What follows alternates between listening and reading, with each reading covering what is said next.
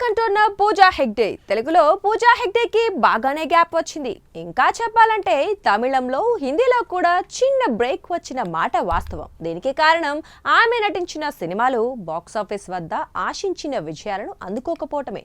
అదే సమయంలో శ్రీలీల, కృతి శెట్టి లాంటి యంగ్ బ్యూటీస్ ఎంట్రీ కూడా పూజాకి అవకాశాలు లేకుండా చేశాయి.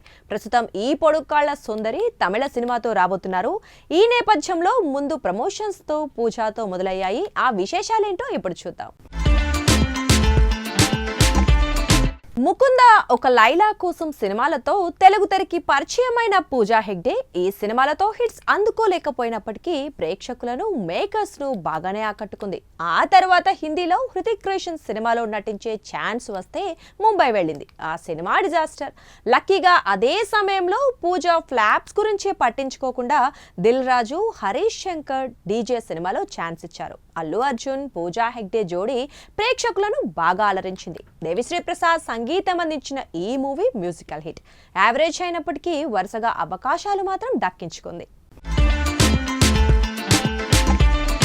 సుకుమార్, రామ్ చరణ్ కాంబినేషన్ లో వచ్చిన రంగస్థలం సినిమాలో ఐటమ్ సాంగ్ చేసి హాట్ టాపిక్ అయిన పూజ, మహర్షి, అరవింద సమేత, గద్దలకొండ గణేష్ సినిమాలతో వరుసగా సక్సెస్ లను అందుకుంది. అదే సమయంలో మోస్ట్ ఎలిజిబుల్ బ్యాచులర్, హిందీలో హౌస్ఫుల్ 4 లోనూ ఛాన్స్ అందుకొని హిట్ తన ఖాతాలో వేసుకుంది. త్రివిక్రమ్ శ్రీనివాస్, అల్లు అర్జున్ కాంబినేషన్ లో వచ్చిన అల వైకుంఠపురంలో సినిమా పూజకి స్టార్ హీరోయిన్ రేంజ్ కి తీసుకెళ్లింది. ఈ సినిమాతో రెమ్యునరేషన్ కూడా బాగా డిమాండ్ చేసింది.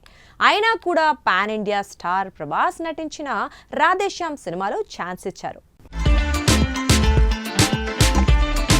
రాధేశ్యామ్ సినిమా ఫ్లాప్ అవటంతో ఎక్కువ నింద మోసింది పూజానే. ప్రమోషన్స్ కి సపోర్ట్ చేయలేదన్నారు. అప్పటికే టాలీవుడ్ ప్రేక్షకుల మీద ఈమె చేసిన కామెంట్స్ నెగిటివిటీకి కారణమయ్యాయి.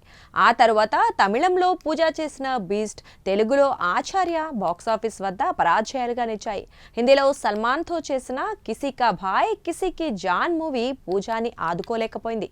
దాంతో కెరీర్ కాస్త స్లో అయింది. ఈ గ్యాప్ లో కాస్త రిలాక్స్ అయింది. మంచి కథలను ఎంచుకుంది. ఇంకో 2 ఏళ్లు పూజ ఫుల్ బిజీ.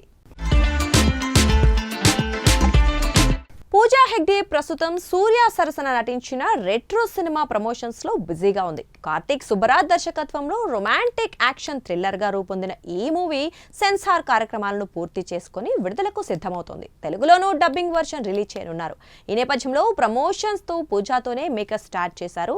ఒక రకంగా రెట్రో తనకి రీ ఎంట్రీ మూవీ అని పూజ చెప్పుకొచ్చింది.